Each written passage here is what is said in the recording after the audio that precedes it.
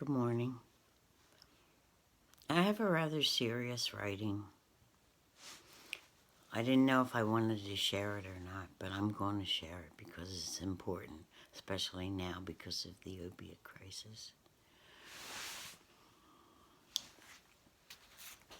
It's called The Mourning of the Morning, as in, mourning, grief.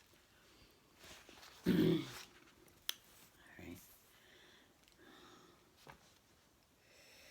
He had a new job to go to. It was 7 in the morning.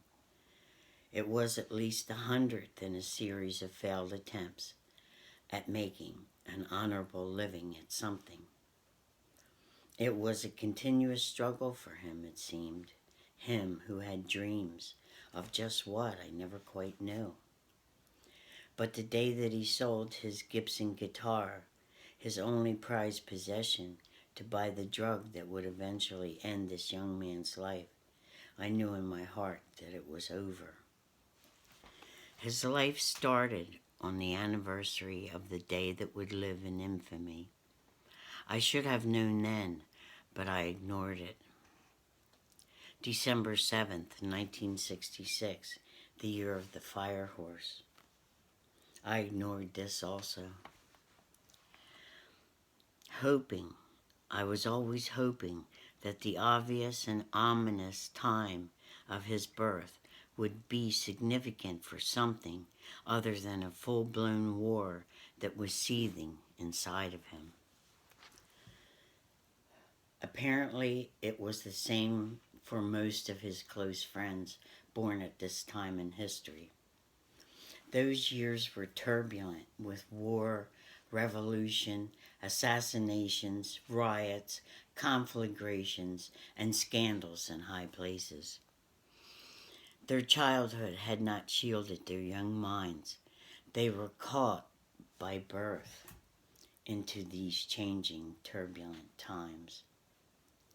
They had no recourse. They grew up not understanding the core of war, revolt, and the changes that took place.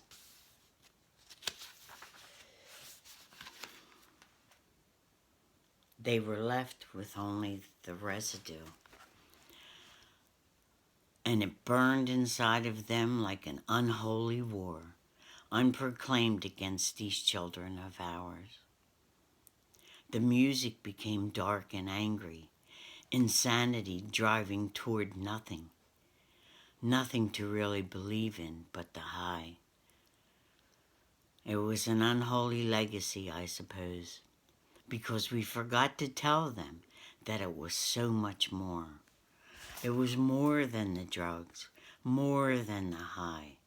The beat of a new kind of living had completely deluded them into thinking it was all about escaping, not about taking the reins, not rising above the chains, not fighting for your rights. And so they fell through the cracks, where they fell into the illusions that were left after the storm.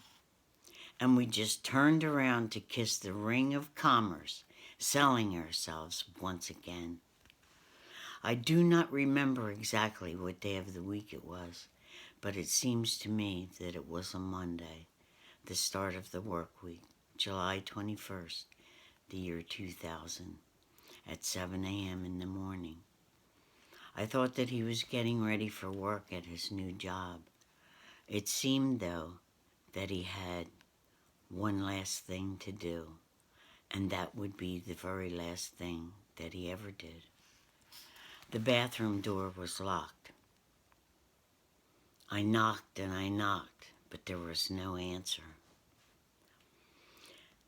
I became frightened of what I was not sure. I did not like locked doors. So my mother got the key. It looked like a small nail, a spike, to unlock the more modern door. How ironic this seems to me now. I went in first. My mother stayed out in the hallway. His head was just resting on the blue vanity sink. I raised his head with my 2 hands gently. He fell backwards. His eyes were closed. His head rolled back and to the side.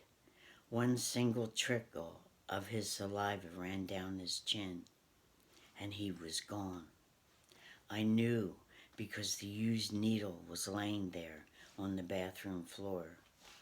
My mother said, "Is he dead?" And all I could say was, "I think so," in a low, calm tone. It was as if he had died, but was somehow still alive. I did not feel death there.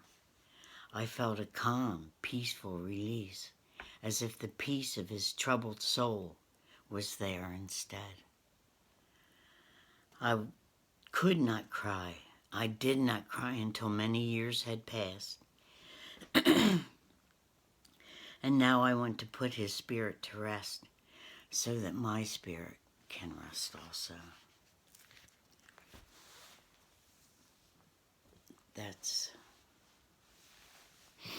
That's how my, well, take it for what it is. And it is what it is. Good night.